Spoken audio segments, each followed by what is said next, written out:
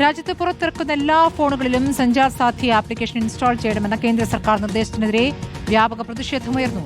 സ്വകാര്യതയിലേക്കുള്ള കടന്നുകയറ്റമാണ് നടക്കുന്നതെന്നും മൌലികാവകാശ ലംഘനത്തിനെതിരെ ശക്തമായ പ്രതിഷേധമുയർത്തുമെന്നും കോൺഗ്രസ് വ്യക്തമാക്കി. ഒളിഞ്ഞു നോട്ടമാണ് സർക്കാരിന്റെ ലക്ഷ്യമെന്ന് പ്രിയങ്ക ഗാന്ധി ആരോപിച്ചു.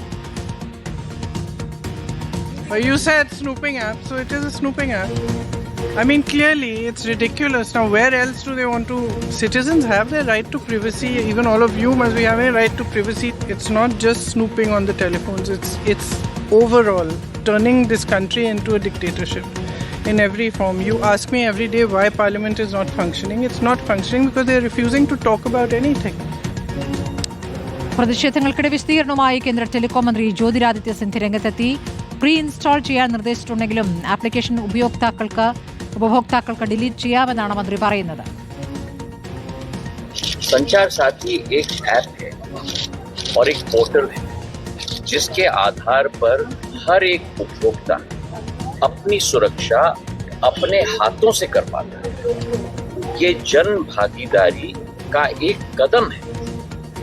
इसमें लोगों को ऑब्जेक्शन नहीं, लोगों को स्वागत करना चाहिए. സുനിൽ വിവരങ്ങളുമായി. സുനിൽ, ഇപ്പോൾ ആപ്ലിക്കേഷൻ നിർബന്ധമാണ്, പിന്നീട് വേണമെങ്കിൽ ഡിലീറ്റ് ചെയ്യാമെന്ന വിചിത്രമായ മറുപടിയാണ് കേന്ദ്രമന്ത്രി നൽകുന്നത്. അത് വേണ്ട എന്ന് വെക്കാനുള്ള സ്വാതന്ത്ര്യം പൗരനില്ലെന്നാണോ?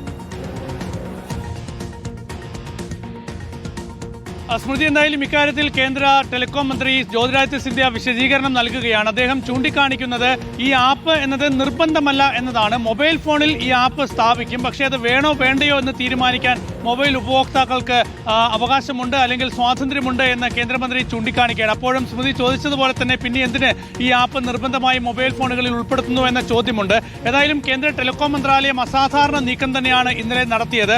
എല്ലാ മൊബൈൽ നിർമ്മാണ കമ്പനികൾക്കും ഈ സഞ്ചാർ സാത്തി എന്ന ആപ്പ് മൊബൈൽ ഫോൺ ഉണ്ടാക്കുമ്പോൾ തന്നെ അതിന്റെ ഭാഗമായി ഇത് ഉൾപ്പെടുത്തണം എന്ന് നിർദ്ദേശം നൽകിയിരിക്കുകയാണ്. ഇത് വിവാദമായി. ഏതായാലും ഇപ്പോൾ കോൺഗ്രസ് അടക്കമുള്ള പ്രതിപക്ഷ പാർട്ടികൾ ആരോപിക്കുന്നത് ഇത് ആളുകളെ, വ്യക്തികളെ നിരീക്ഷിക്കുന്നതിന്റെ ഭാഗമായിട്ടുള്ള നടപടിയാണ് എന്നതാണ്. പ്രിയങ്ക ഗാന്ധി ഉൾപ്പെടെയുള്ള നേതാക്കൾ ശക്തമായ ഭാഷയിലാണ് വിമർശനം ഉന്നയിച്ചിരിക്കുന്നത്. ഈ വിഷയം പാർലമെന്റിൽ ഉന്നയിക്കും എന്നുകൂടി വ്യക്തമാക്കിയിട്ടുണ്ട്. ഏതായാലും ഇക്കാര്യത്തിലാണ് ഇപ്പോൾ കേന്ദ്രമന്ത്രി വിശദീകരണം നൽകിയിരിക്കുന്നത്. വിവരങ്ങൾ നൽകിയത്.